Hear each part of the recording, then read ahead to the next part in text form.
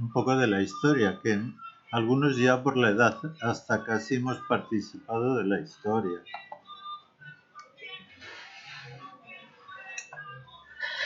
Bueno, la verdad, mi nombre es Pedro Ortega. Me quedé prendado del pacifismo y más adelante de la no violencia a partir del año 82, 83. Mi trayectoria antes era de la izquierda, digamos así, más ortodoxa, pero no pacifista, desde luego. Y a partir de la entrada de España en la Alianza Atlántica, la OTAN, fue que yo me vinculé al movimiento anti-OTAN y a partir de ahí fui conociendo el pensamiento pacifista.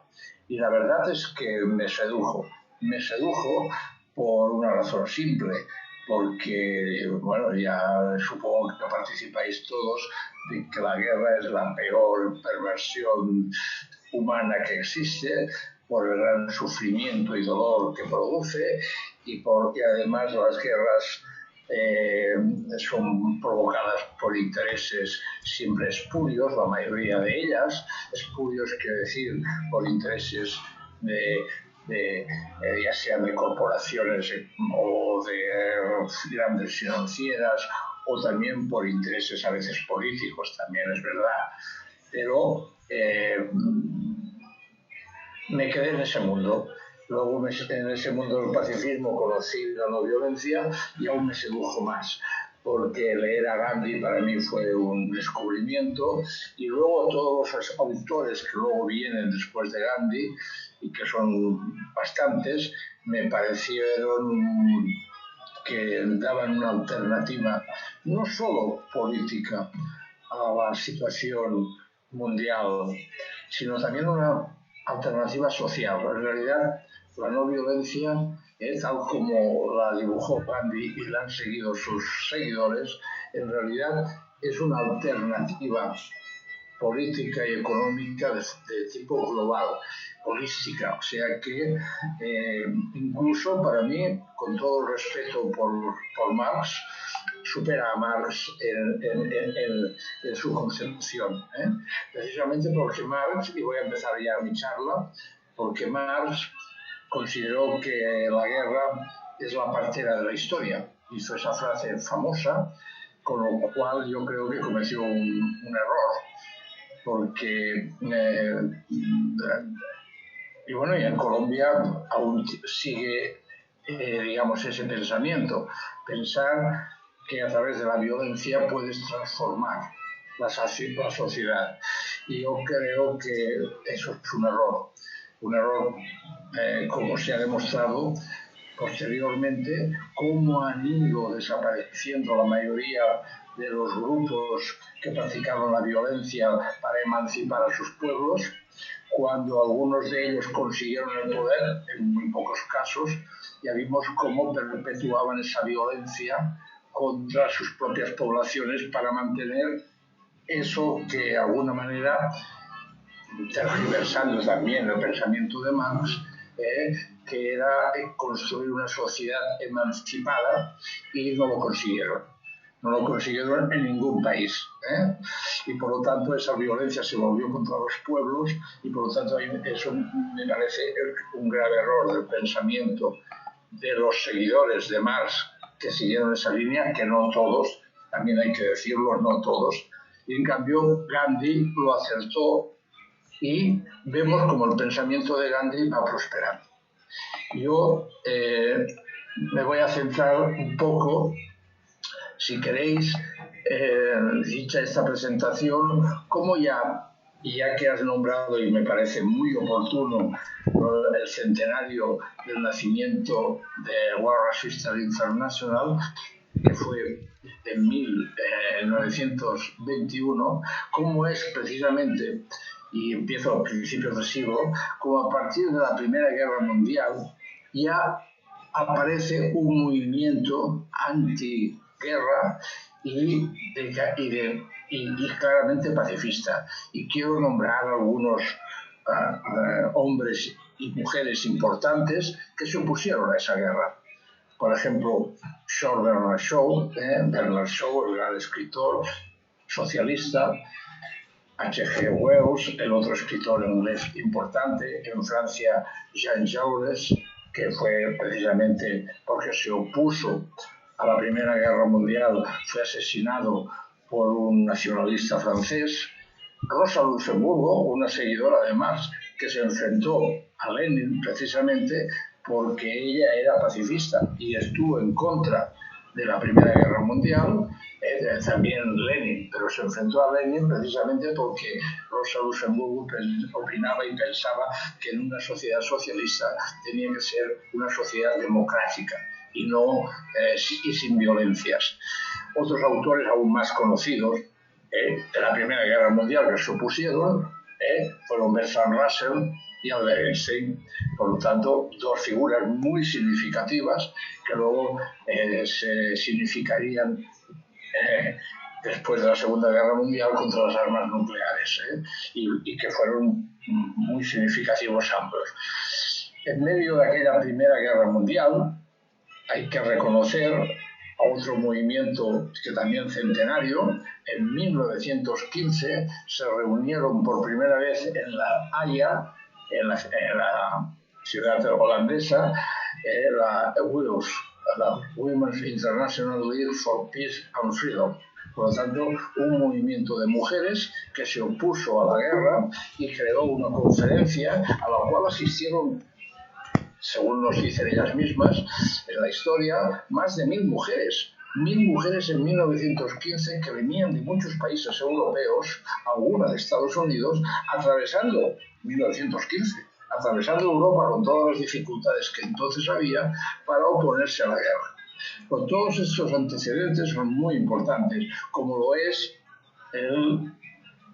la War Resistance International de 1921, después de la Primera Guerra Mundial, que también se opusieron a partir de los desastres de la Primera Guerra Mundial y nació ese movimiento.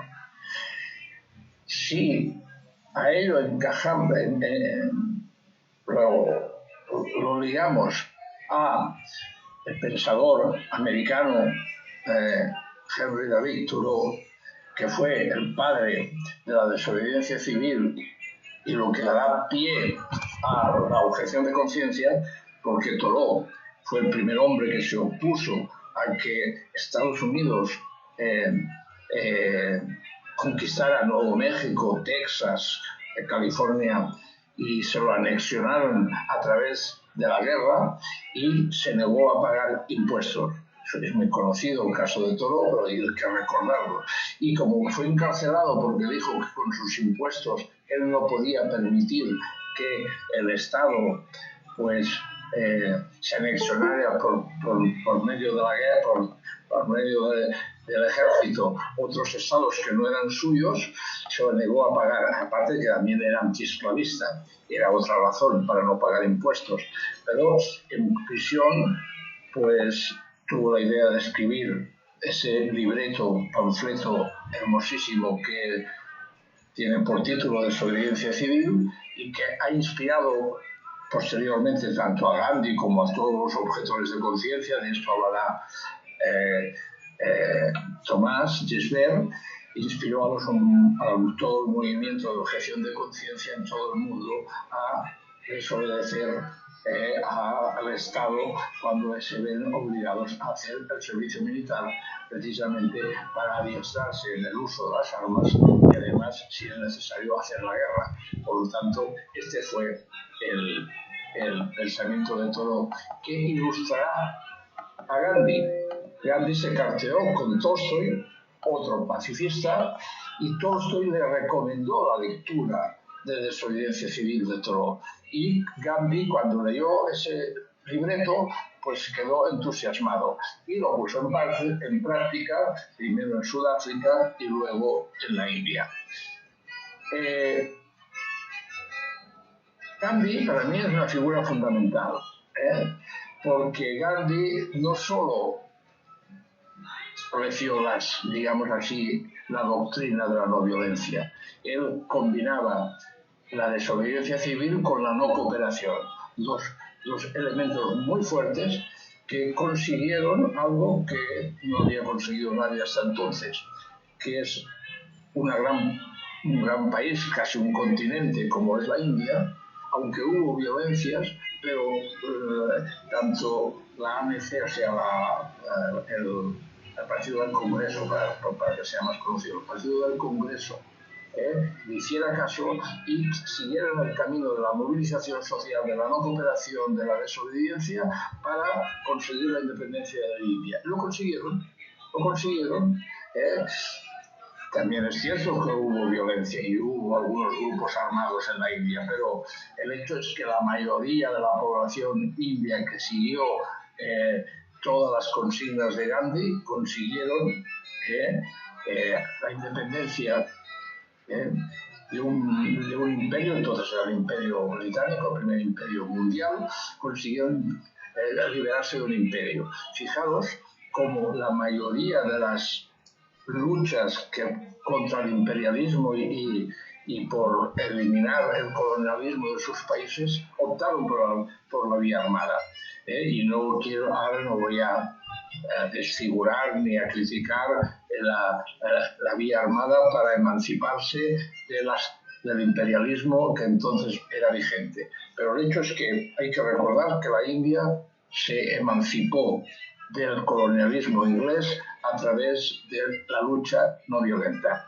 Y por lo tanto ya es una primera victoria muy importante. También quiero criticar a Marx porque él calificó de socialistas utópicos, y fijaros, los llamó utópicos, a todo el movimiento de socialismo que hubo a mediados del siglo XIX, y me estoy refiriendo a Proudhon, me estoy refiriendo a Fourier y a tantos otros, que precisamente preconizaban la no violencia, bueno, el rechazo a la guerra y el ser pacifistas, que también estuvo en el movimiento anarquista. El movimiento anarquista también tuvo destacados, Wellman, por ejemplo, una de las más conocidas, que eran contrarios a la guerra y que además eran pacifistas. Y por lo tanto se oponían a la lucha armada. Aunque también había otra rama, que ya lo sabemos, con Kropotkin y Bakunin, que protagonizaban la lucha armada. Pero también hubo una fuerte corriente dentro del anarquismo que se declaraban pacifistas y contrarios a la guerra. Con todo esto y siguiendo más actualmente al pacifismo y no violento, me refiero, hay que reconocer que es a partir, sobre todo, de la Segunda Guerra Mundial, cuando el peligro nuclear, sobre todo, y la Guerra Fría, que hace que vuelva a resurgir con fuerza un movimiento no violento y pacifista. Ya me he referido antes a Bertrand Russell y a Albert Einstein, que harán el primer manifiesto contra las armas nucleares y que creará un fuerte movimiento, sobre todo en Inglaterra, con I&D como movimiento antinuclear, y que ha llegado hasta nuestros días, y también diversos importantes investigadores, tanto en Estados Unidos como en el Reino Unido, crearán las primeras, digamos así, la primera sociología de la no violencia y del pacifismo. Y de entre ellos destacará, y quiero recordarlo, a Johan Galtung. Este es un noruego que crea en Oslo en 1959, fijaros la fecha, el primer instituto importante de paz. En Estados Unidos, otro pensador importante, el sociólogo y filósofo Kenneth Gooding, creará también, después de la Segunda Guerra Mundial, también un centro de investigación sobre los conflictos, y escribirá, junto a su esposa, otra pacifista, Alice Gooding, numerosos libros que fomentarán el pacifismo también en Estados Unidos, y que fue una corriente que ha persistido hasta nuestros días. Solo recordar el gran movimiento pacifista que hubo durante la guerra del Vietnam, que fueron los que derrotaron, más que las guerrillas, y no voy a menospreciar a Ho Chi Minh, a las guerrillas del Vietcong, pero los que derrotaron de verdad a Estados Unidos fue el movimiento antiguerra que se produjo dentro de Estados Unidos. Miles de jóvenes que desertaron, miles de jóvenes que... No, decenas y centenares de miles de jóvenes que se declararon objetores y algunos se fueron de Estados Unidos y por lo tanto fue un gran movimiento. Pero fijaros que estos movimientos fructificarán más adelante con figuras como Martin Luther King, Rosa Parks, por decir algunos nombres importantes, que han ido escogiendo el camino de la no violencia y del pacifismo como alternativa a la emancipación de sus pueblos. Hay que recordar a Martin Luther King, sobre todo, y todo el movimiento por los derechos civiles. Hay a Rosa Parks, hay que recordar a Nelson Mandela, que Nelson Mandela, a pesar de que estuvo en prisión y nunca quiso condenar la violencia de su propio partido, cuando salió de prisión hizo una apuesta clarísima por la reconciliación de su país a través de la no violencia. Digamos, recordar, perdonando a sus agresores si estos confesaban sus crímenes públicamente. Y por lo tanto hubo un momento de reconciliación para evitar la más que posible guerra civil que se podía establecer, porque los blancos no estaban dispuestos a ceder el poder de cualquier manera. Y de alguna manera Nelson Mandela permitió que los blancos continuaran teniendo el control en buena parte de la economía, como hoy en día sigue siendo, para poder así evitar una guerra civil que hubiera sido muy sanguinaria, porque había mucho ánimo de venganza y de revanchismo hacia el apartheid de los blancos. Y luego ya no diré la cantidad de nombres que me salen a la memoria, voy hablando de hombres más cercanos, para ver cómo ha ido cuajando. Lo que estoy intentando explicar es cómo ha ido cuajando el pensamiento de paz y de no violencia en el mundo. Recordar a figuras como Charles Chaplin, John Lennon, Petra Kelly, Virginia Woolf, el propio Keynes, el más importante economista del siglo XX, era pacifista, y avisó de que sería posible una segunda guerra mundial si no se le hacía caso, perdonándole la deuda a Alemania de la Primera Guerra Mundial, porque eso podía, y como así ocurrió, encender los ánimos de un nacionalismo anti-europeo en la figura posterior de Hitler, y que ese revanchismo podía ocurrir en Alemania si no se le perdonaban las deudas que le impusieron en el Tratado de Versalles después de la Segunda Guerra Mundial. Bueno, figuras de estas pacifistas hay tantas. Está Rabindranath Tagore, está Albert Camus, está Bertolt Brecht, está Hannah Arendt, está Leonardo Woolf, por decirlo actuales, Leonardo Woolf en Latinoamérica, o el propio Papa, Jorge María Bergoglio, que nos ha sorprendido. Es una de las mejores noticias que tenemos en el mundo, es este nuevo Papa que está por la paz de forma clara y por la no violencia. Bueno, dicho todo eso, ya no hablo del mundo académico. En el mundo académico también hay mucho pensamiento.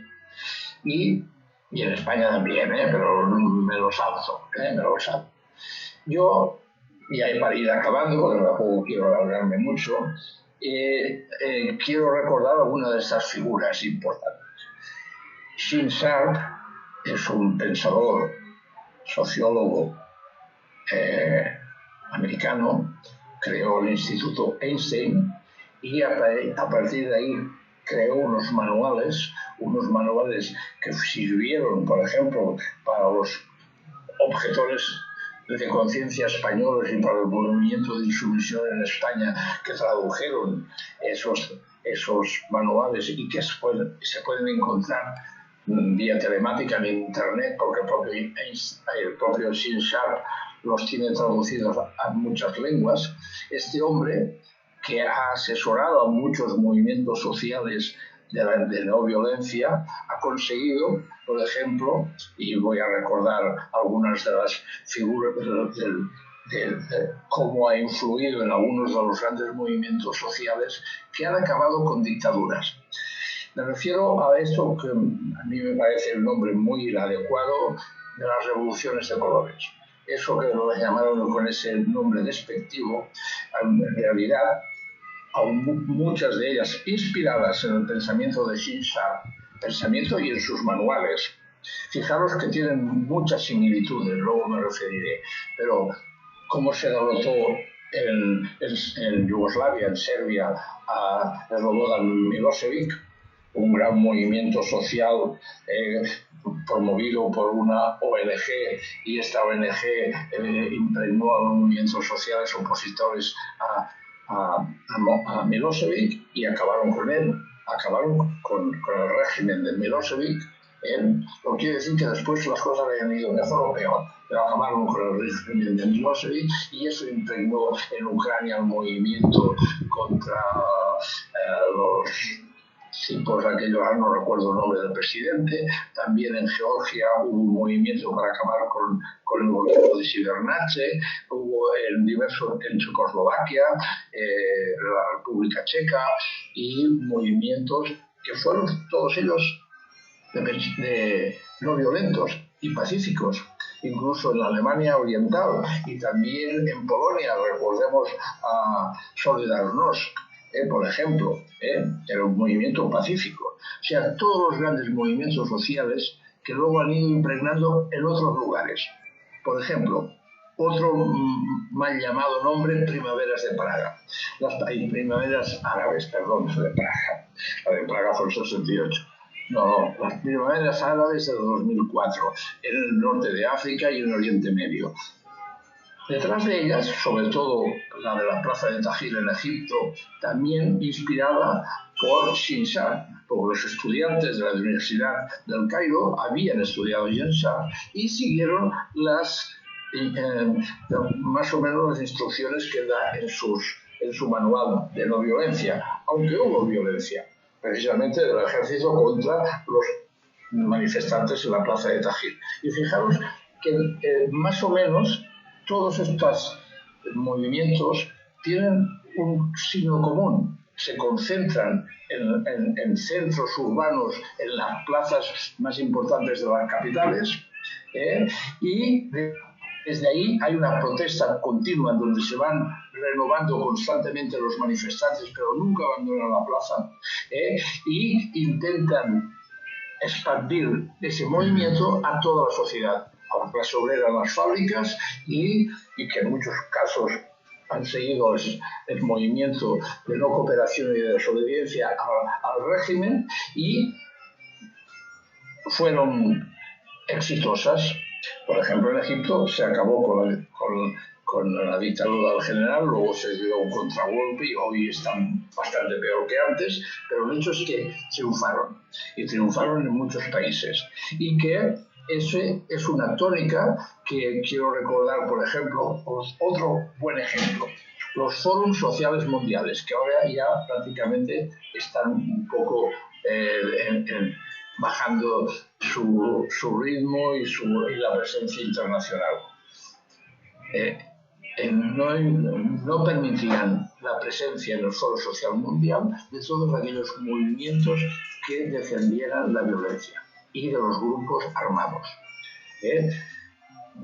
A mí me sorprendió, y es así, y quiere decir que se rechaza. El Foro Social Mundial rechazaba la vía armada para conseguir la emancipación social. Por lo tanto, otro signo de cómo estamos cambiando la sociedad. Voy acabando.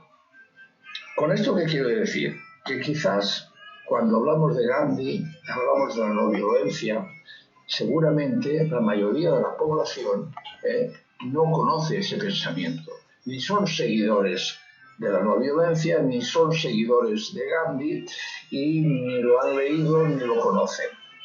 Pero, en cambio, sus ideas han ido cuajando en la sociedad. Hoy en día es difícil encontrar que haya movimientos armados que pretenden luchar por la emancipación social. Es difícil. Hay restos, ya lo sé que en Colombia hay algún resto aún, hay un ELN y hay otras cosas, bueno, y en África también, y también las hay en Asia. Pero normalmente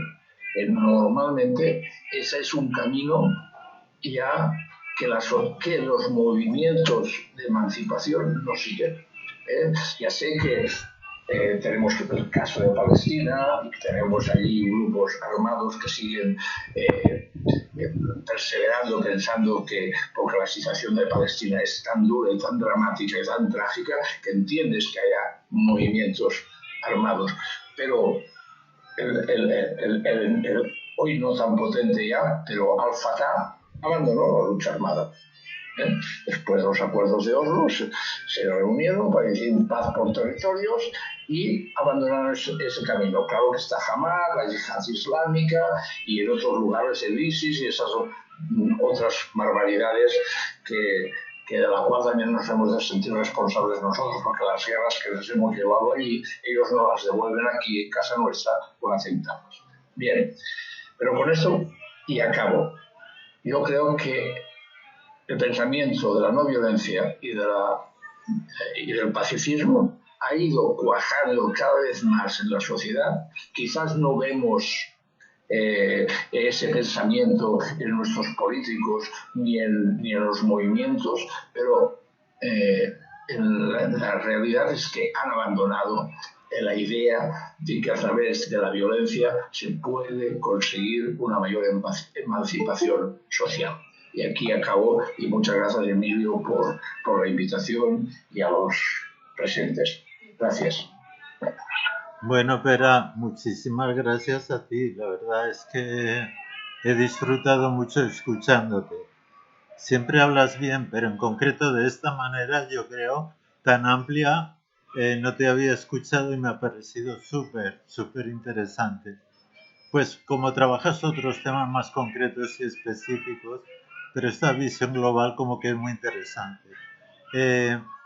Yo tengo una duda, pues yo creo que lo más propio es que cada persona que escucha que tome nota de sus dudas, de sus preguntas, de sus opiniones, ¿les parece? Y después, pues que primero hable Tomás y después hacemos las preguntas, aunque hay un comentario en el chat, no sé si es apropiado responderlo ahora brevemente, pero más bien...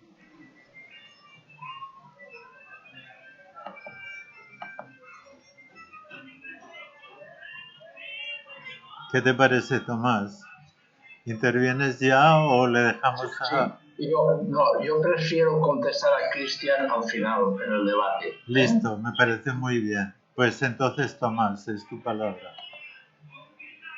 Bueno, yo un poco es bastante diferente a lo que ha planteado Pera, pero yo creo que también es una aplicación práctica. Bueno, primero me presento, soy Tomás Gisbert, yo vengo de la izquierda revolucionaria, ¿no? De los que pensamos que la lucha armada, de toda esa generación que pensó que la lucha armada era un camino, y bueno, y en Europa Occidental, lo que fue en los 60 y todo lo del mayo del 68 y la ruptura chino-soviética y todo esto, llegó pues a una expansión incluso pues de grupos que pensaban pues el tema de seguir las directrices insurreccionales de la Tercera Internacional, porque un poco la Tercera Internacional fue la que marcó este camino de una manera clara, ¿no? Empezando con el tema de historia, ¿no?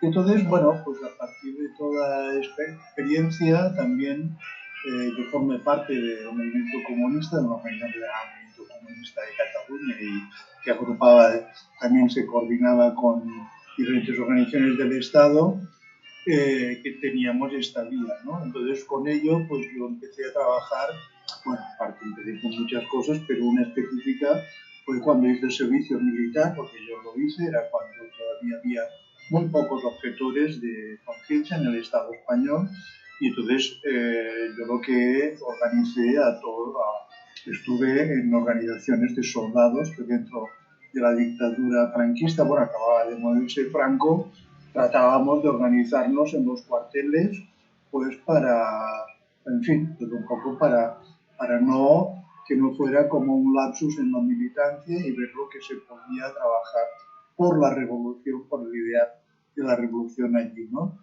Bueno, a partir de aquí estuve trabajando unos años pues organizando soldados clandestinamente ya en la famosa transición que de pacífica tuvo muy poco, ¿no? Lo digo por todos los muertos que tuvimos en la transición española, ¿no? Eso que se vendió modélicamente. Y a partir del 83, 84, vimos que teníamos que hacer un cambio, ¿no? O sea, estaba todo el movimiento de la objeción de conciencia que iba tomando fuerza. A partir de la Constitución, en el Estado español quedó en un impasse, se reconocían a los objetores, pero se los dejaba, dijéramos, allí pendientes de ver qué pasaba con ellos, y a partir de aquí vimos que esto se tenía que ligar tanto por nuestra parte como también de una buena parte del movimiento de objetores de conciencia, que teníamos que ir más allá de la objeción de conciencia y plantearnos toda una campaña por la abolición del servicio militar. Entonces, yo creo que bastante esto también fue el germen de lo que fue la campaña de insumisión que se concretó con la insumisión en el 89, con la primera presentación de insumisos, creo que fue en noviembre del 89, pero que ya se había dado antes con todas las campañas que se habían hecho, lideradas por el movimiento de objeción de conciencia, contra el tema de la ley de objeción de conciencia del 84, contra todo el tema de las presentaciones colectivas y todo esto, ¿no? Entonces, estos fueron un poco las raíces. También con la campaña anti-OTAN fue una cuestión de que nos planteó, es decir, entrar, como decía Pera, entrar de lleno en lo que es el pacifismo, entrar de lleno en lo que es la no violencia, en la desobediencia civil, pero también desde un punto de vista que éramos como los hermanos pequeños, ¿no? Por decirlo de alguna forma, del movimiento anti-OTAN fue todo el tema de la campaña incipiente contra el servicio militar, que después cogería el relevo como resistencia después del referéndum del 86, que no conseguimos ganar, ¿no? Entonces, un poco la experiencia que yo veo, y aquí también un poco es la charla que quería hacer, era también desde la perspectiva del activismo y la transformación social, ¿no? Es decir, yo creo que ha habido también muchas veces o incluso se quiere plantear la objeción de conciencia como un problema puramente individual y no una postura ética ante la vida, ni una postura también de transformación de la situación, ¿no? Entonces, yo creo que bastante, por ejemplo, en el Estado español, con el tema de la campaña contra el servicio militar, que tuvo su máxima expresión con la insumisión, yo creo que fue un punto muy interesante porque se consiguió vincular lo que era la violentación de tus creencias, ¿no? Y actuar en coherencia con ello, con una campaña. De hecho, también Pepe Belza ya fue la perspectiva que tuvo en el 73 cuando él se presentó con el Estopera, pues incluso luego con el libro que ha escrito con él y las largas entrevistas y conversaciones que tuvo con él, lo puede presentar mejor, ya iba en este sentido, ¿no? Pero claro, mucho en el sentido de defender la objeción de conciencia, ¿no? Defender la objeción de conciencia como transformación, pero también como desde un punto de vista de decir, bueno, yo pienso esto, no quiero que me violenten, tomo esta actitud, ¿no? Yo creo que a partir de la campaña contra el servicio militar, yo creo que hubo esto, ¿no? De que también mirarse uno, ¿no? Pero al mismo tiempo también mirar para afuera, ¿no? De cómo enlazar con los movimientos colectivos, de cómo ver de que nosotros luchamos contra una injusticia, luchamos contra la guerra, ¿no? Luchamos contra esto, pero es que aparte el proceso de preparación para la guerra tiene sus víctimas. Las víctimas no están solo en el campo de batalla, ¿no? Es decir, de alguna forma, las víctimas están cada día, son los jóvenes que prenden en una batida y los obligan a vestir el uniforme, ¿no? Están con las personas que les enseñan a hacer las armas. Es decir, hay toda una violencia política, toda una violencia estructural sobre todo un colectivo muy amplio de la población que para generar estos aparatos de poder y el militarismo, ¿no? Para mantener en pie un militarismo. Entonces, claro, aquí lo que decidimos fue ver cómo ligábamos el pensamiento, dijéramos, pacifista, como la actitud pacifista con esta opresión concreta que sufrían los jóvenes. Porque también hay una cuestión. Cuando hay una opresión, yo pienso que hay también resistencia a esta opresión, ¿no? O sea, las personas no somos corderos ni actuamos porque sí, ¿no? O sea, muchas veces estamos sometidos al poder porque somos conscientes del poder que tienen sobre nosotros, aunque también, como se dice, ellos basan su poder en nuestra obediencia, ¿no? Y esto es cuando se fractura. Entonces es ver cómo podemos enlazar con esto, ¿no? Aparte, también en el Estado español yo creo que enlazamos con otra cuestión que fue muy importante, ¿no? Que también fue todo el sentimiento antimilitarista que había, que procedía pues desde la guerra del 36, del golpe del 36, la derrota de las fuerzas republicanas, la ridiculez también de todo el aparato militar español, que también tenía su componente, cómo habían sufrido todos los jóvenes que habían ido pasando históricamente por el servicio militar, que se habían dado cuenta de esto, es decir, incluso con la crisis de legitimidad que había, ¿no? Entonces, bueno, pues yo creo que bastante el tema era este, ¿no? De cómo generar transformación social a partir de esto, ¿no? Y todo esto vinculado con una campaña de desobediencia civil. Porque claro, aquí también hay una cuestión que también está clara, ¿no? El derecho a la objeción de conciencia. Evidentemente que estamos por el derecho de la objeción de conciencia, pero el problema que se planteó fue que también había toda la experiencia europea que había legalizado la objeción de conciencia mucho antes. ¿Y dónde estaba la objeción de conciencia al servicio militar? Estaba arrinconada, con una cuestión completamente, dijeron incluso en Alemania, ¿no? Con 40.000 objetores que había en aquel momento, ¿no? Que parecía que era la hostia, ¿no? El número de objetores que había, ¿no? Pero dices, bueno, ¿qué pasaba con estos objetores? Pues lo que pasaba es que no pasaba nada. Y este era el problema, ¿no? Es decir, de cómo el Estado intenta hacer de la desobediencia algo soportable, ¿no? Algo que pueda mantener, que puede tener, pues dijéramos allí, a los raritos, ¿no? Y tienen los raritos y tal. Y por esto, por decirlo de alguna forma, para hacer de la desobediencia algo soportable, pues que hacía dos cosas, ¿no? Que hacía la ley, ¿no? Primero, lo normal, entre comillas, es hacer el servicio militar. Lo raro es la objeción de conciencia.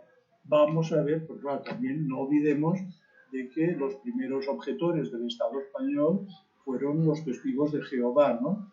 Y los testigos de Jehová, evidentemente, tienen todo el derecho y han tenido siempre todo el derecho a no empuñar las armas, bueno, y la obligación, ¿no? Que es la que tendríamos que tener todos, la obligación de no empuñar las armas, bueno, pues desde los 60 que había testigos de Jehová y no había ningún cambio. O también otro aspecto, ¿no? Los desertores. Desertores ha habido siempre, ¿no? Y en el Estado español, pues habitualmente en cada leva había entre 5 y 10.000 desertores, ¿no? Gente que luego la policía militar, los jueces los iban buscando, pero en una cuestión, dijéramos, escondida, ¿no?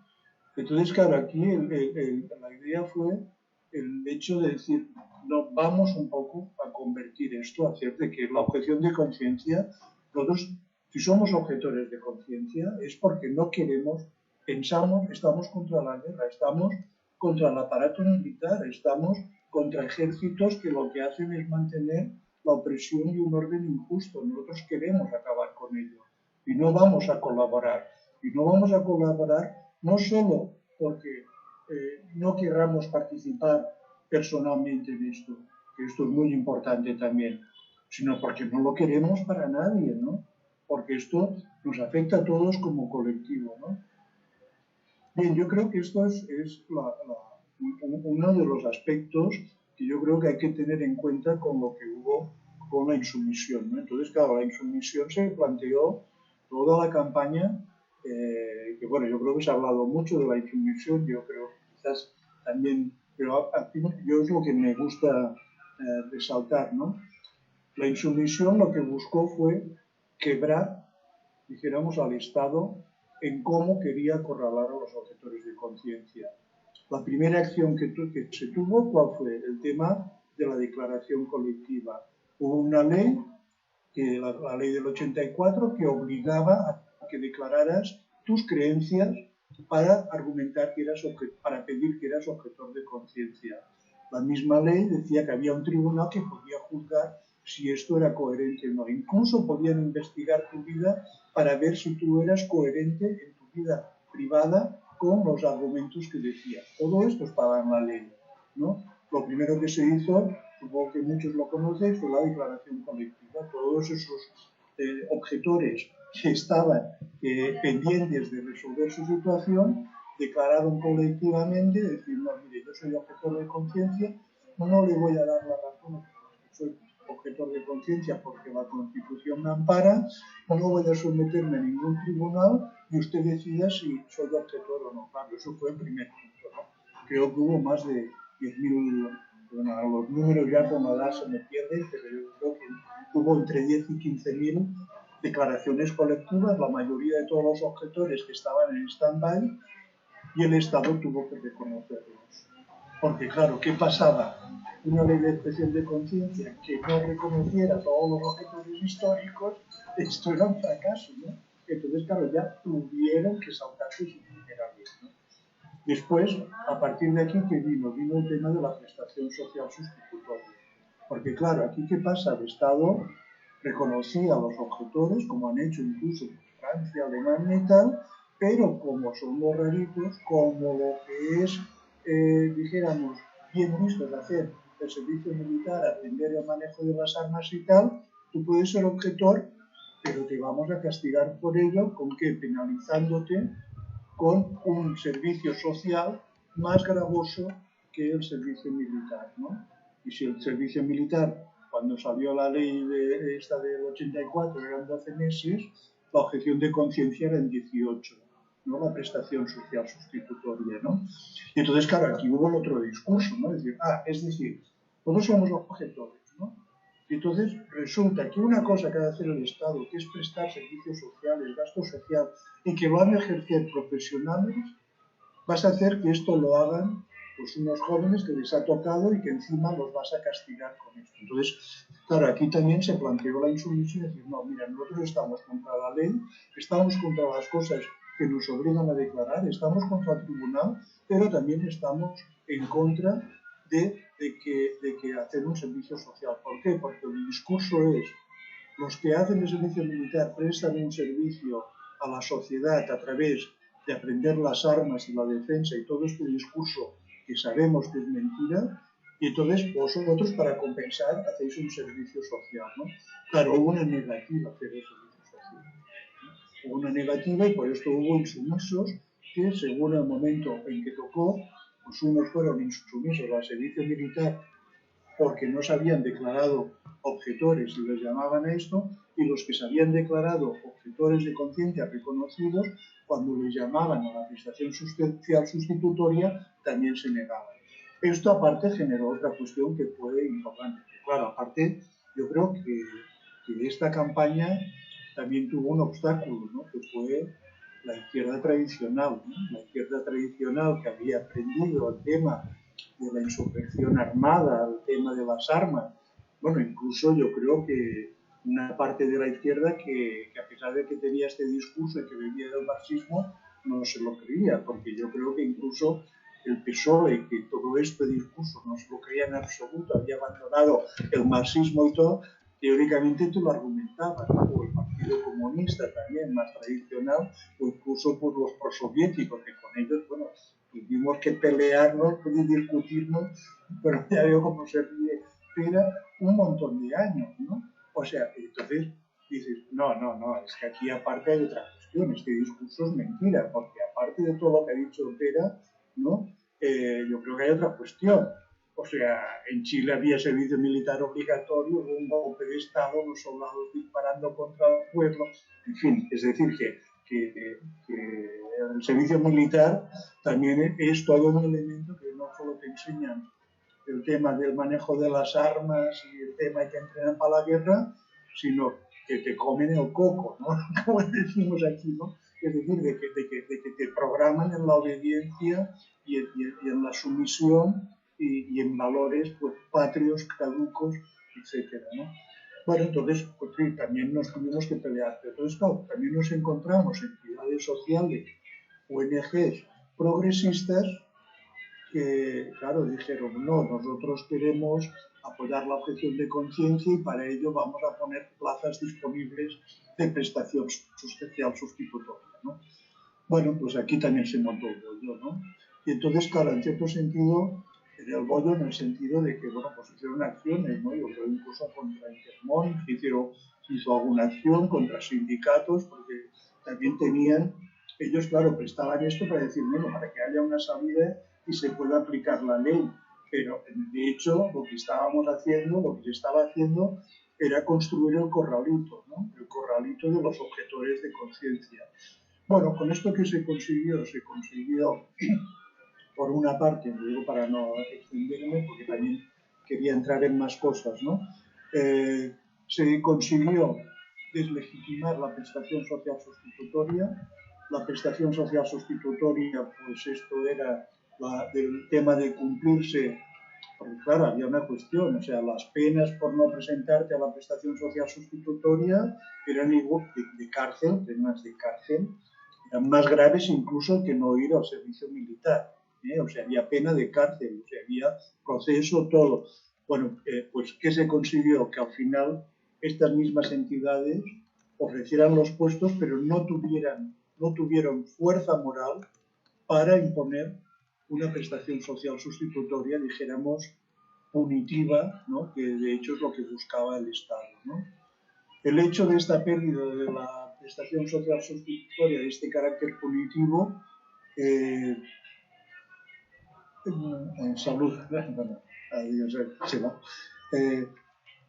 ¿Qué hizo? Pues de que al final todo esto disparata las cifras de la objeción de conciencia, junto con el ejemplo de los insumisos. Para aquí, al final nos presentamos, al final del servicio militar, de la conscripción obligatoria, con entre 20 y 30.000 insumisos en el Estado español. Pensar que a las levas de cada año eran unos 250.000 jóvenes, ¿no? Con un servicio militar de 9 meses que venían a ser 170.000 soldados en efectivo, más los mandos, que era el ejército. Pues bueno, 20.000 insumisos, de los cuales 1.000 fueron a la prisión, a la cárcel, dispuestos a asumir la cárcel, porque todos los insumisos vieron cómo iba pasando, pero estaban dispuestos a la cárcel y 1.000 pasaron por la cárcel y cumplieron sus penas, y más de 500.000 de objetores de conciencia. Incluso hubo levas en que había más objetores de conciencia que gente dispuesta a ir al servicio militar, ¿no? Que los que eran reclutados por el servicio militar. Claro, todo esto provocó una crisis. Bueno, incluso yo creo que hay más cosas. En el 84 hubo la ley de objeción de conciencia, pero también la de servicio militar. En el 89-90 se reforma la ley de servicio militar reduciéndolo, y en el 96 se llega al acuerdo ya de eliminar la conscripción obligatoria, ¿no? O sea, entonces, es decir, esto en lo que es las leyes del servicio militar. En cuanto al Código Penal, el Estado también cambió la ley varias veces, porque primero los insumisos se tenían que enfrentar a tribunales militares, consejos de guerra. Como esto desprestigiaba al ejército, lo pasaron a juicios ordinarios. Las penas de cárcel, como no estaban bien vistas, las convirtieron y eliminaron la pena de cárcel, pues, poniendo una pena mucho peor, que era la muerte civil, es decir, de que a un joven el Estado no le podía contratar ni podía ejercer ningún cargo público, ¿no? O sea, incluso que buscaron, y esto era todo con el gobierno socialista de Felipe González, buscaron la forma, ¿no?, de dinamitar el movimiento, pero claro, el movimiento al mismo tiempo iba provocando cambios legislativos uno tras otro, ¿no? Hasta que en el 96 hubo el acuerdo de cuando Aznar consigue la primera mayoría de gobierno para eliminar el servicio militar, y en el 2001 fue cuando se abolió, bueno, cuando acá hubo el último joven que hizo el servicio militar obligatorio, ¿no? Bueno, yo creo que fue bastante un tema de cómo difundir esto, pero también hubo otros aspectos que complementaron.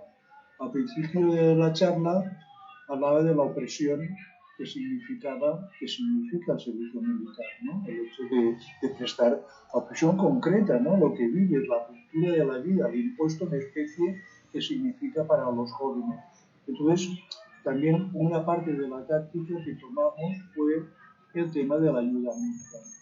Entonces yo en concreto, bueno, pues con otros compañeros de Milicaca impulsamos información para la defensa del soldado,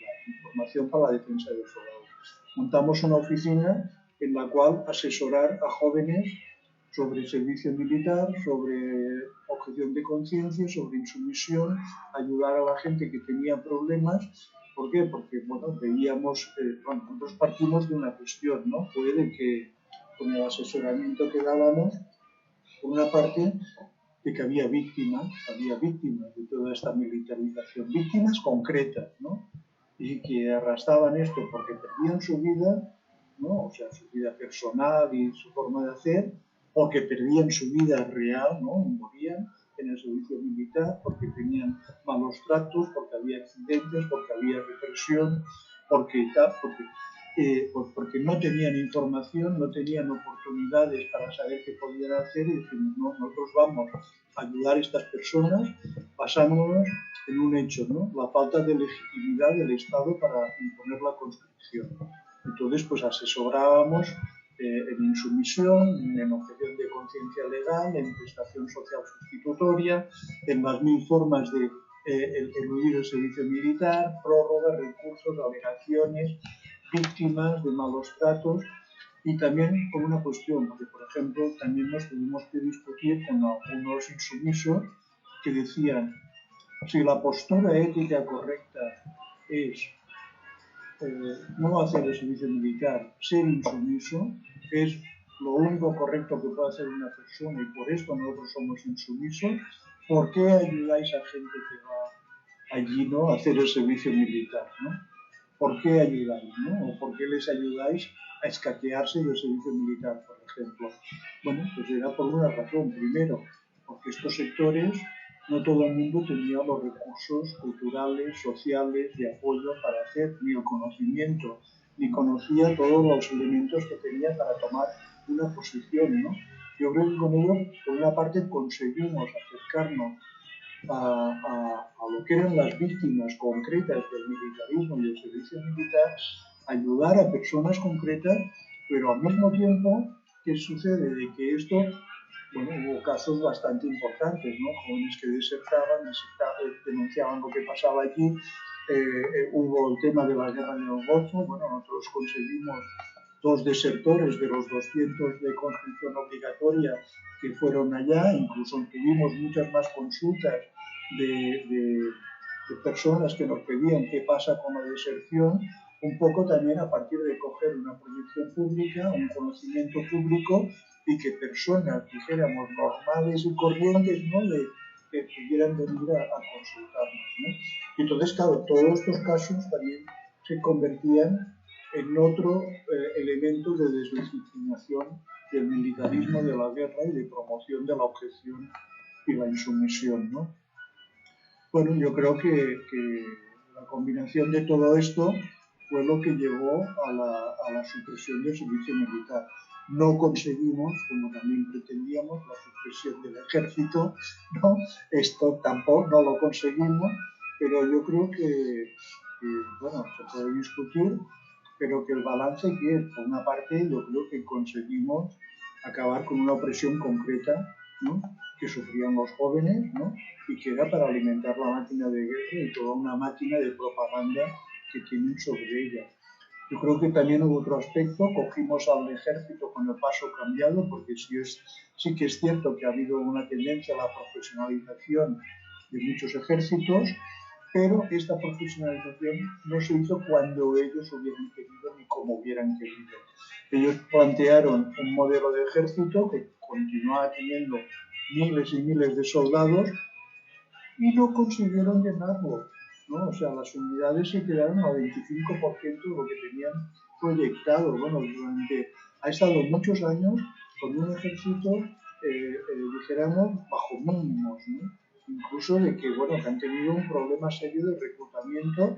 En el 2008, la crisis económica, bueno, incluso de que tuvieron que bajar el nivel, o sea, el nivel intelectual coeficiente, o sea, que solicitaban para entrar en el ejército. Tuvieron que bajar, cambiar los parámetros, todo esto tuvieron que poner reclutamiento de extranjero, que por cierto hubo muchos colombianos que entraron al ejército español, ¿no? O sea, también para conseguir la nacionalidad que se les niega cuando quieren emigrar legalmente, ¿no? Eso también vale la pena decirlo, ¿no? Pero bueno, y esto hasta 2008, que entonces empezaron a tener más demanda, y entonces se encontraron que no tenían suficientes dinero para poder reclutarlos, ¿no?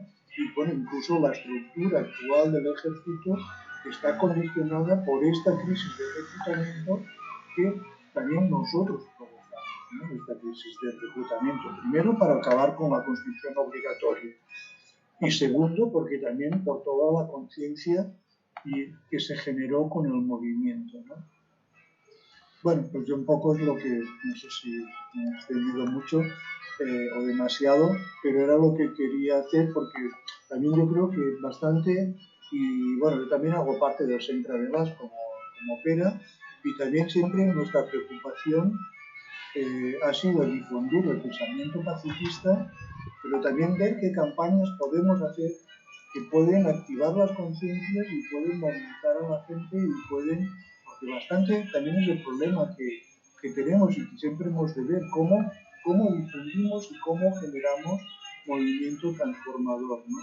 Y yo creo que todo el tema de la insumisión y todo lo que hicimos alrededor de ella es un ejemplo, pues yo creo que como es exitoso, pues, o bastante exitoso, yo diría, no del todo, pero bastante, no he hablado de los sufrimientos que tuvimos y todas las angustias que tuvimos en el camino, pero yo creo que fue muy importante. Bueno, muchas gracias, Tomás, muchas gracias.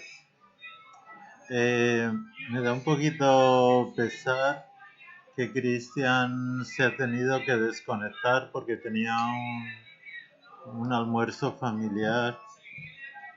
Me hubiera gustado que él hubiese hablado, pero ya ha sido imposible. No sé si alguien quiere poner algún comentario, alguna pregunta en el chat, levantar la mano. No sé si acaso es prudente que yo comente que esta actividad era un poco en torno a la no violencia, cómo se originó, cómo surgió, cómo se fue diseñando la idea más concreta a lo largo de la historia, pero más por tener un punto de referencia en los 100 últimos años, cómo ha ido evolucionando, cambiando, cómo está en la situación actual en el mundo, las acciones no violentas y qué perspectivas tenemos de futuro, qué vemos para adelante. Sin lugar a duda, la objeción de conciencia en los movimientos no violentos ha sido un punto central. Yo diría que por diferentes motivos históricos ya hay otros puntos, ya a nivel social casi como que no es solo trabajar por la no violencia, sino que hay puntos específicos que hay diferentes grupos que trabajan. Hay grupos que trabajan para disminuir los gastos militares. Hay grupos que se declaran personas objetoras a los impuestos militares. está la lucha feminista de las mujeres, que ha sido un ejemplo de lucha de derechos sociales sin violencia. También la lucha a favor del medio ambiente, que sucede en muchos lugares y que se trabaja sin violencia también, aunque frecuentemente los defensores de los derechos humanos y medioambientales a veces son amenazados, incluso mueren. Desafortunadamente, hay un movimiento también muy interesante para intervenir en los conflictos armados y agresivos sin usar la violencia. Hay en algunos lugares intervenciones no violentas. Hay incluso pues negociaciones de paz, que eso se pueden enmarcar en los protocolos ordinarios de los ministerios de Asuntos Exteriores, pero ahí hay participando muchas personas favorables a la no violencia. Protección a los defensores de los derechos humanos, con la filosofía de que los defensores a los derechos humanos son personas civiles, y la forma de fomentar la no violencia es protegiendo a los defensores. Ahí hay una dificultad, y es que hay tantos defensores de derechos humanos y tantas amenazas que es muy difícil proteger a todos. Pero es un campo de trabajo en el marco de la no violencia. Bueno, eso por citar algo y tener en cuenta en qué punto estamos. Si alguien quiere intervenir o preguntar, pues repito, lo dice en el chat o simplemente abre el micrófono para preguntar. O si quiere espera, pues ya que no está Cristian, pero él dejó un comentario. Sí, pero claro, responder a Cristian sin estar en no, pero de todas maneras, como el resto podéis haber leído su comentario, pues voy a mencionar algo. Como preámbulo, decir algo que hará constatar y reafirmar algo que estabas diciendo tú, Emilio, que quizás, como ya decía yo en mi intervención, la no violencia quizás como concepto no es muy conocida en el ámbito de la sociedad y en general los movimientos sociales, pero en cambio yo diría que todo el pensamiento que ha ido generando el movimiento pacifista no violento hoy se ha trasladado a todos los movimientos sociales, sobre todo, ya lo has mencionado tú, al feminista, fuera de las sufragistas, un sector de las sufragistas de principios del siglo que sí estuviera de acuerdo, generaron violencia.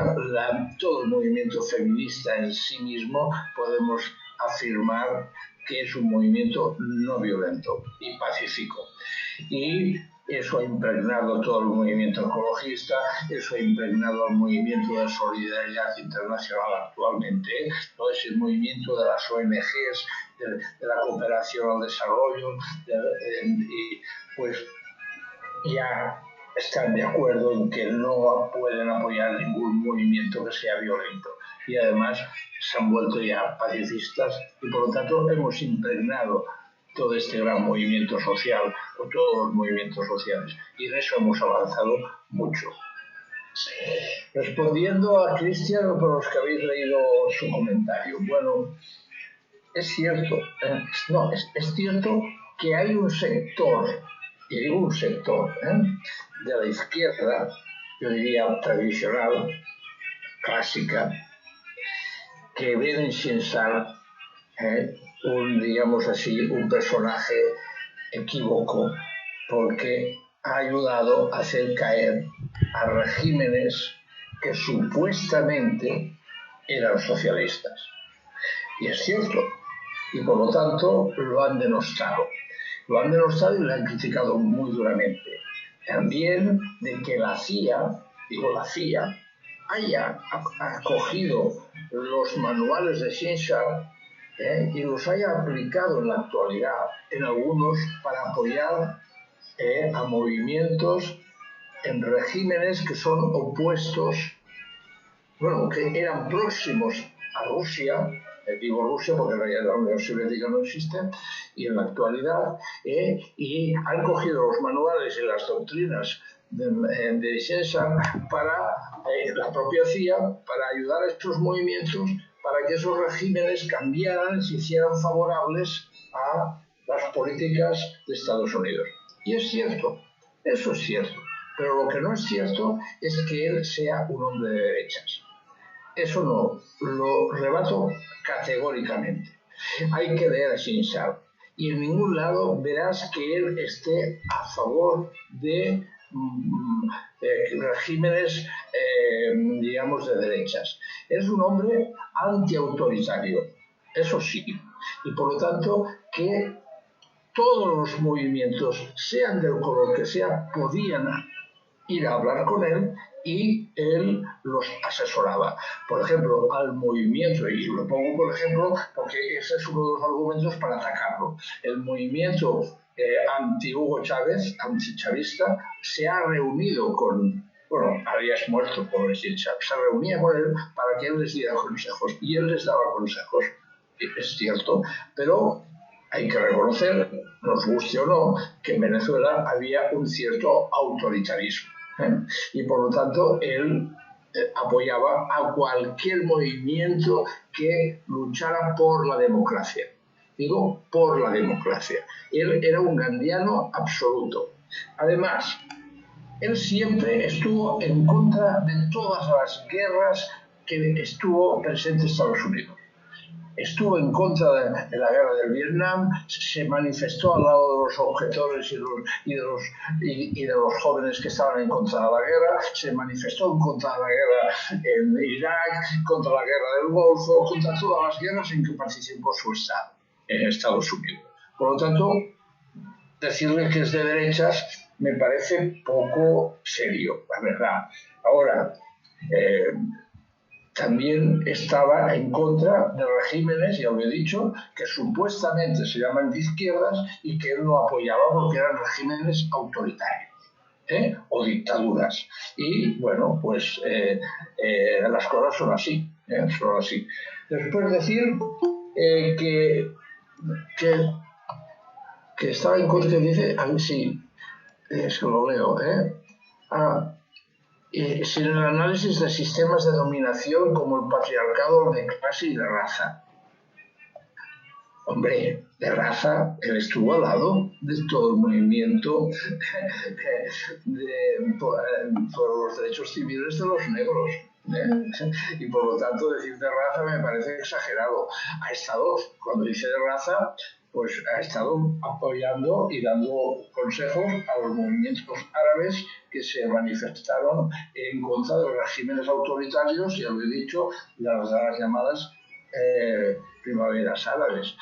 El patriarcado, pues no lo sé, eso sí que no sé nada yo sobre su posición sobre el patriarcado, pero si estaba por la emancipación, no creo que estuviera en contra de que las mujeres fueran iguales a los hombres, en igualdad de género. Yo creo que eso no es correcto. Y de clase, sí, en el sentido clásico, vuelvo, de clase, es posible que no se haya manifestado nunca en favor de las cuestiones de clase.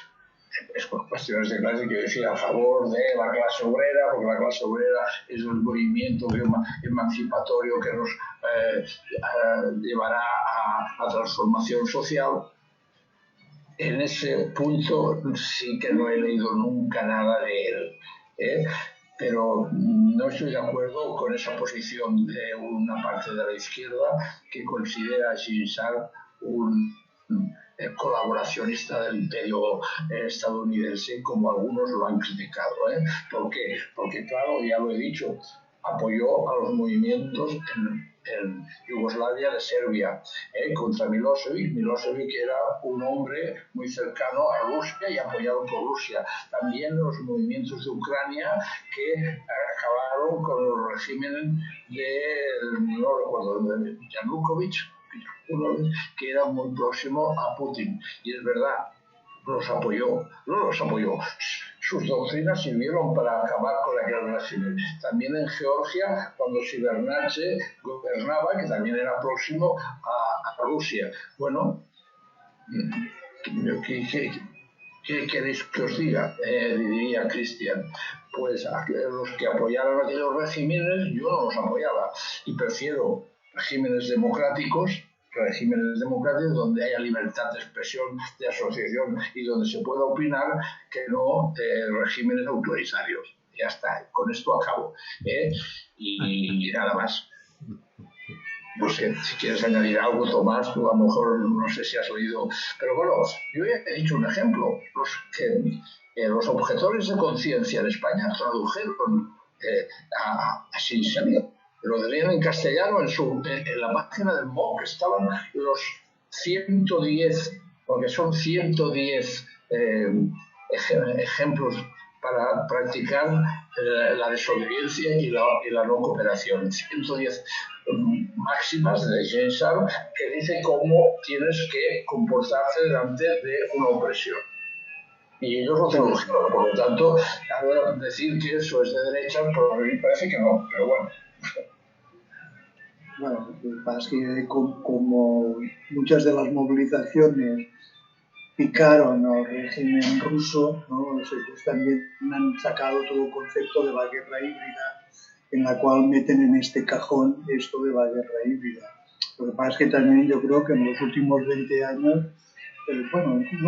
yo diría casi en los últimos 40 años, hemos asistido a la creación de estrategias, dijéramos, antiinsurreccionales o para mantener el statu quo, ¿no? Ya desde el tema de la contra en Nicaragua a otros movimientos, ¿no?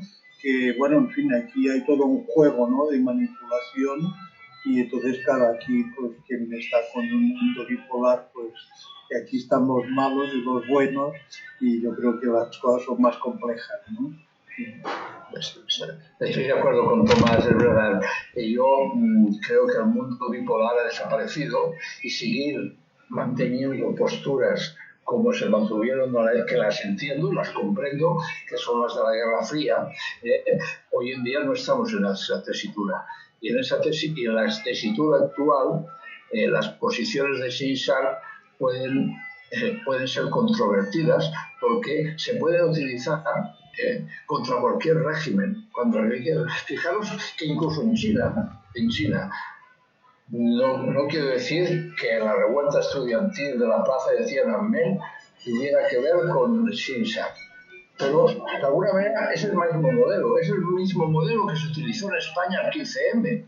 Es un modelo de concentrarse en las plazas y quedarse allí instalados y exigir un cambio social al Estado y oponerse a cualquier tipo de autoritarismo por parte del Estado. Eso, claro, en España estás en un régimen democrático, es mucho más difícil hacer caer al gobierno, pero en Egipto se consiguió, ya lo he dicho, he puesto ejemplos, he puesto diversos ejemplos. En Venezuela no se ha conseguido, es evidente. Yo creo que James Sharp ahí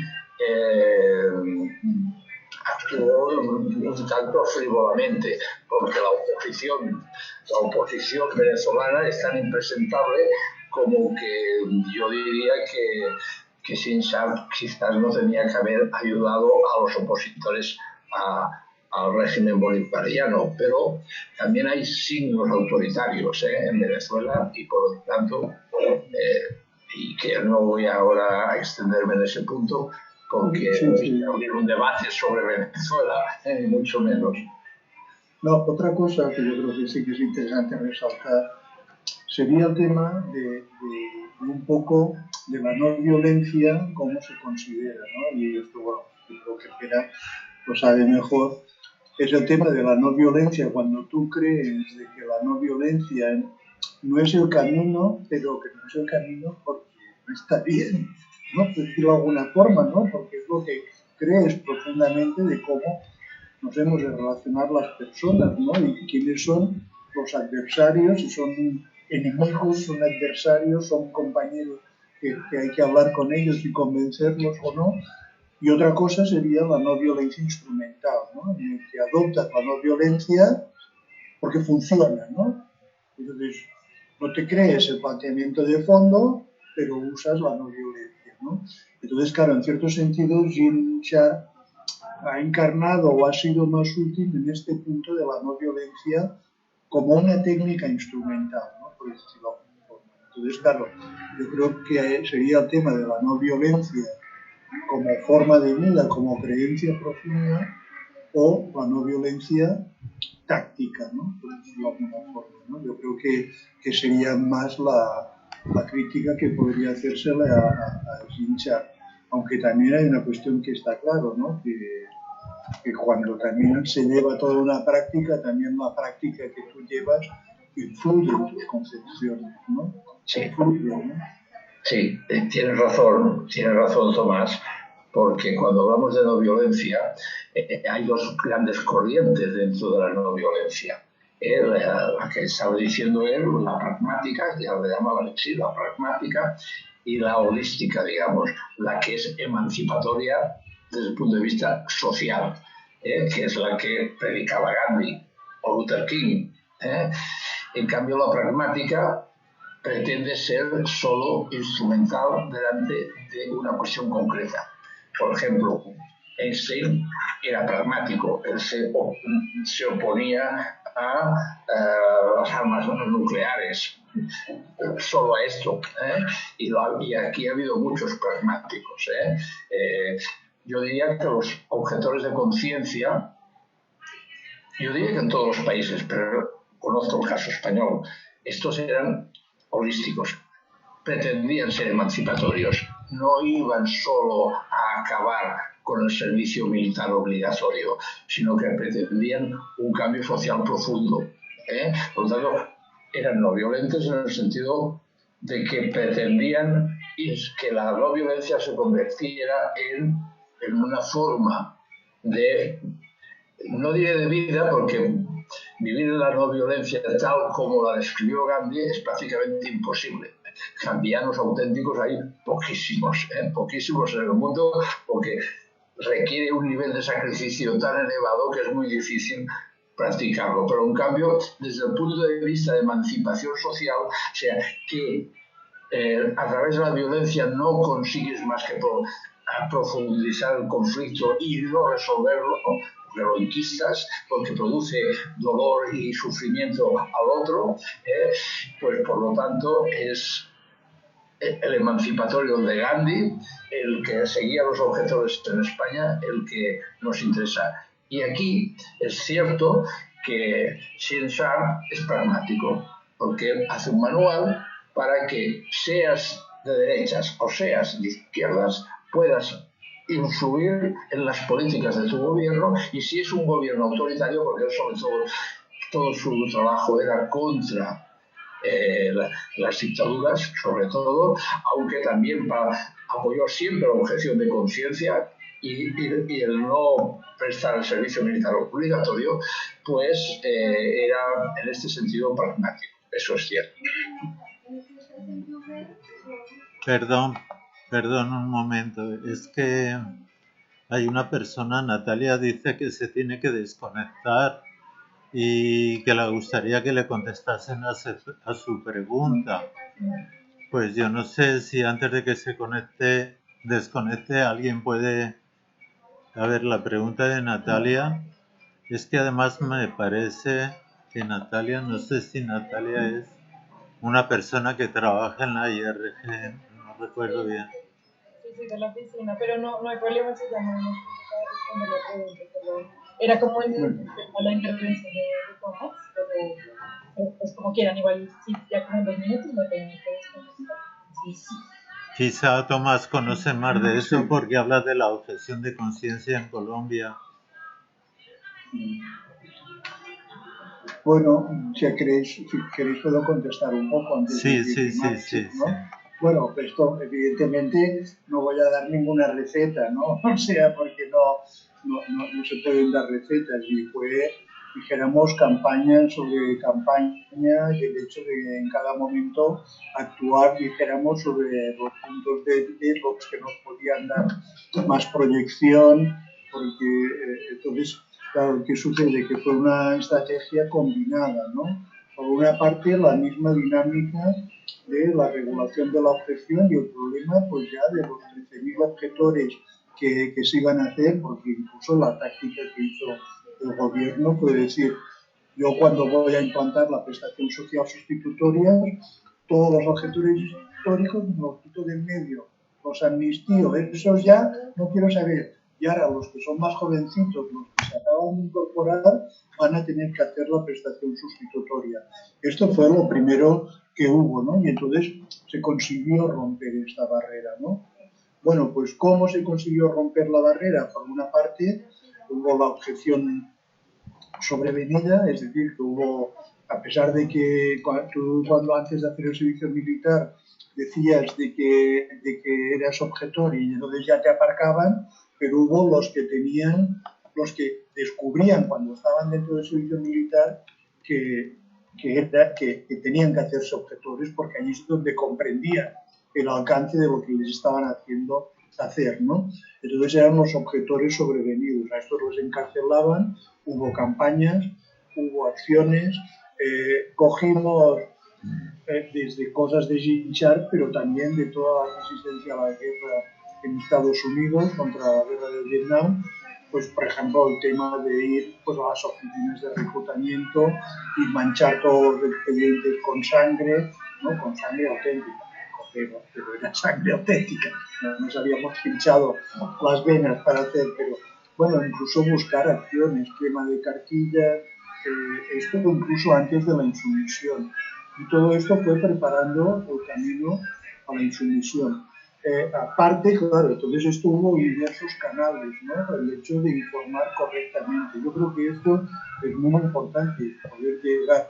Pero claro, aquí también se actuó, como explicaba anteriormente, pues tocando el punto flaco, ¿no? Es decir, lo que sufre la gente. Entonces, cuando la gente sufre un problema, es cuando tú le puedes explicar, aquí este problema te pasa por eso, y a partir de aquí tú tienes estas opciones.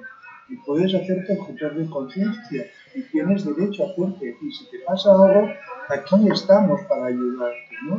Nosotros y todo el movimiento, ¿no? Igual que las presentaciones de insumisos.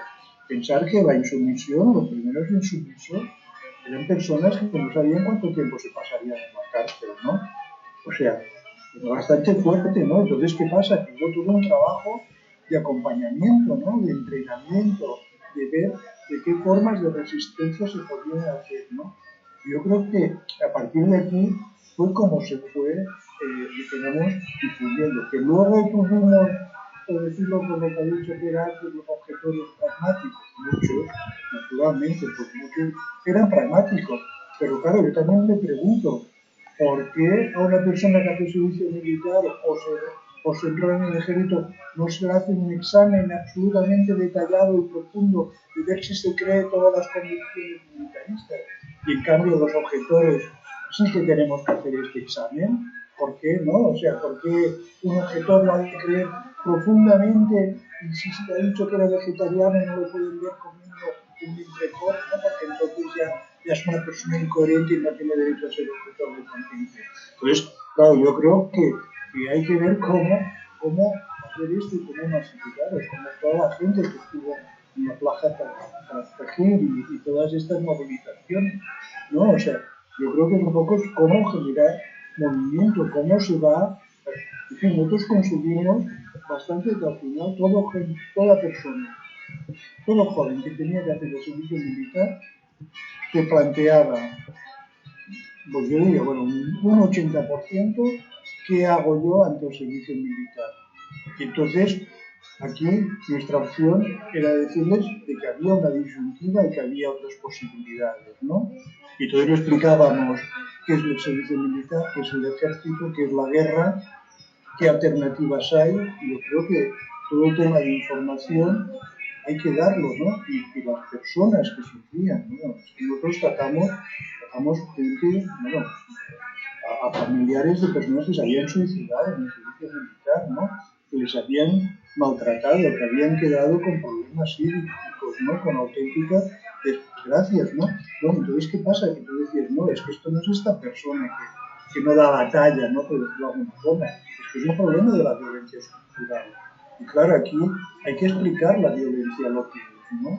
Para poder llegar también a la no violencia. Yo creo que eso también es un elemento muy importante y entonces hay que ver pues cómo llegamos sabiendo pues que no tenemos la televisión, no tenemos los periódicos, tal. También conseguimos complicidades, ¿no? Complicidades pues de muchos periodistas, de muchas personas que tenían toda esta cuestión amarga, ¿no? De los padres y madres también, esto también fue muy importante, ¿no? El papel que tuvieron, ¿no? De todas las mujeres que también se movilizaron con ellos, cuando eso eran los hombres que tenían que hacer, ¿no? Bueno, en fin, entonces yo creo que aquí pues también lo que sería interesante es ver también pues muchas de las campañas que se hicieron y ver cómo pues conseguían conectar y cómo conseguían llegar al público, que es también la barrera que siempre tenemos, ¿no? Emilio, yo tendría que despedirme porque tengo una reunión familiar también. Y quisiera decir una última cosa y que tiene que ver con lo que estaba diciendo ahora Tomás, y es que, yo creo que la objeción de conciencia y la no cooperación y la desobediencia son herramientas imprescindibles para cambiar la sociedad. Los que vivimos en democracias más o menos formales, no son perfectas, ni mucho menos, son imperfectas. Y para poder perfeccionarlas, a veces no queda otro remedio que recurrir a estas técnicas. Hay que recurrir a la desobediencia, a la no cooperación y a la objeción de conciencia. Antes hemos hablado mucho de Shinzar, y él estaba pensando, cuando escribió sus manuales, en dictaduras. Claro, ya sé que hay muchas en el mundo aún de dictaduras, o regímenes autoritarios. Ahora me refiero a los en que estamos viviendo nosotros, más o menos democráticos. Sin estos instrumentos es difícil doblegar esos espacios no democráticos que tenemos dentro de nuestras sociedades actuales, porque tenemos muchos espacios no democráticos y que la mejor herramienta que tenemos es esta, y que yo insto a los amigos de Latinoamérica y colombianos que perseveren con estas herramientas para poder transformar sus propios estados en más democráticos. Nada más. Gracias, Pera. Qué dolor que te tengas que ir, pero bueno, habíamos dicho también de estar hasta la media hora, entonces vamos a ir cerrando, ¿no? A mí sí me gustaría, no sé si es posible, que Natalia, que está en Londres en la IRG, nos cuente un poco la visión, cómo se ve la no violencia o los movimientos sin violencia desde una organización que conecta con bastantes países y con bastantes otras, pues una red de organizaciones, ¿sí? No sé si nos puedes contar algo brevemente y ya cerramos. Sí, creo que no está preparada para intervenir de esta manera, y también estoy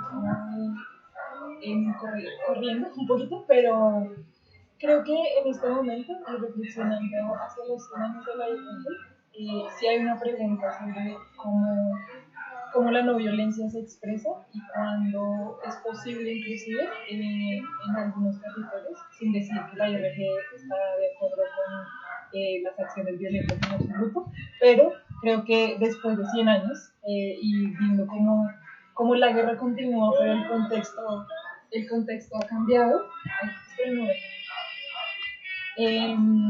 pues sí hay muchas preguntas sobre cómo seguir utilizando la no violencia y las acciones directas no violentas activas, pues para hacerle frente a las injusticias y a la guerra y a los conflictos armados. Pues creo que más allá de en qué estamos, es más bien una pregunta que en los 100 años, sí, como que queremos responder. Entonces, sí, pienso que eso, no sé si es útil o no, pero más bien en eso estamos, ¿no? Como preguntándonos también cómo se expresan distintos territorios, de qué maneras ocurre, qué tan efectivo es inclusive, y también cómo invitar a más personas a que utilicen la no violencia como como un compromiso también de vida, etc.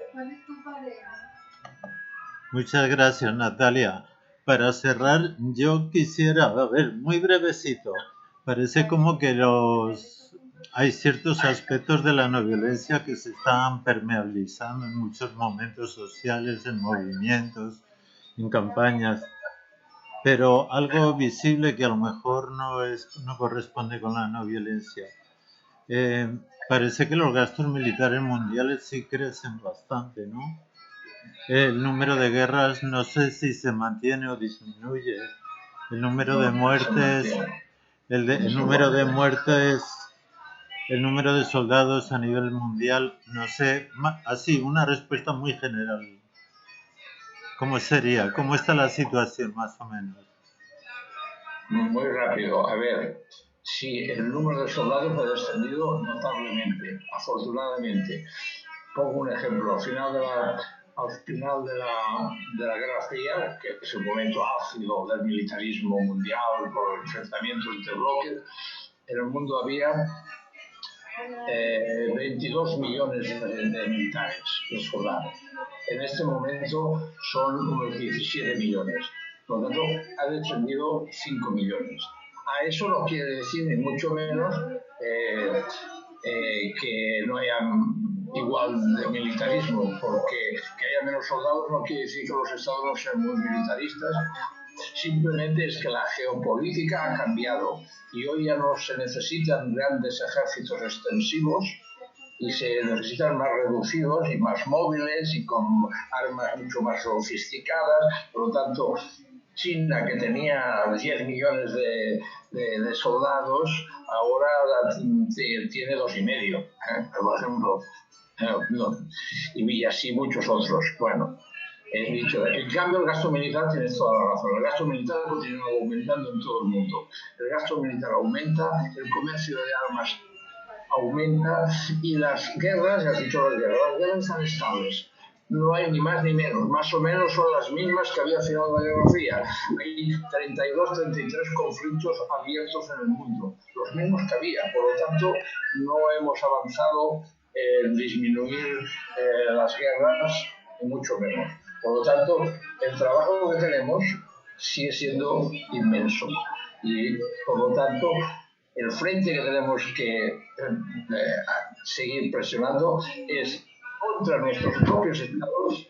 Por lo tanto, en que haya una disminución, y eso lo puede explicar mejor Tomás, de militarismo vigente en los estados, lo hay potentísimo en Colombia, me consta, quizás no tan potente en España, pero lo tenemos. Para nosotros, las manifestaciones antidemocráticas que ha habido durante este último año en España, con muchos militares expresándose en contra del gobierno actual, porque hay una coalición en la cual también hay un partido comunista, son claramente síntomas de que no son demócratas nuestros militares de España y en muchos otros países. Por lo tanto, hay que incidir en las políticas gubernamentales. Los movimientos hemos de incidir en nuestros propios estados. Y con esto yo os tengo que dejar. Muchas gracias, Emilio, a los asistentes. Mucho gusto de haber visto a Tomás, a mi amigo Tomás, Sunatra Tomás, y a continuar, Emilio. Porque tú eres también una figura importante de la no violencia que ahora se ha trasladado a Colombia y espero que fructifique el trabajo que llevas a cabo en Colombia. Buenas noches. Un abrazo muy grande, Pera. Un abrazo grande. Pues vamos a intentar 5 minutos más las personas que estamos